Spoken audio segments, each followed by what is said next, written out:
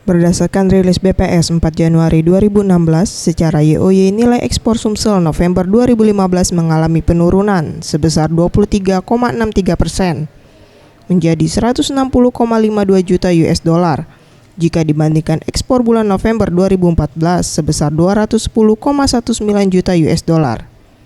Perkembangan ekspor Provinsi Sumsel pada November 2015 mengalami penurunan sebesar 11,56% atau mencapai 160,52 juta US dollar jika dibandingkan pada bulan Oktober 2015 sebesar 181,49 juta US dollar.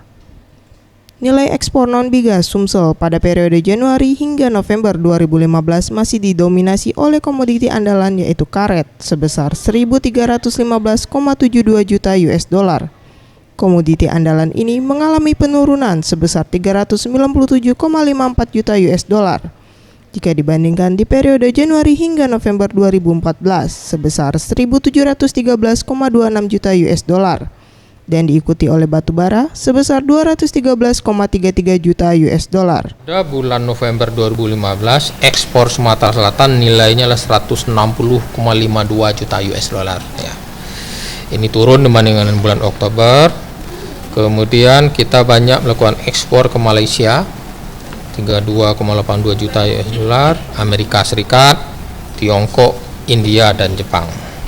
Dan barang-barang yang kita ekspor karet dengan nilai 87,30 juta US dollar. Sementara nilai impor Sumsel pada November 2015 sebesar 122,80 juta US dollar, mengalami penurunan sebesar 22,75% jika dibandingkan bulan Oktober 2015 yang mencapai 158,98 juta US dollar.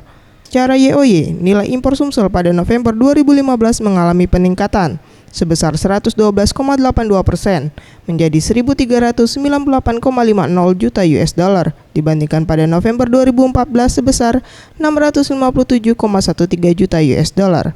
Mega Dwi Handayani, Ferry Jatinugroho, Sriwijaya TV.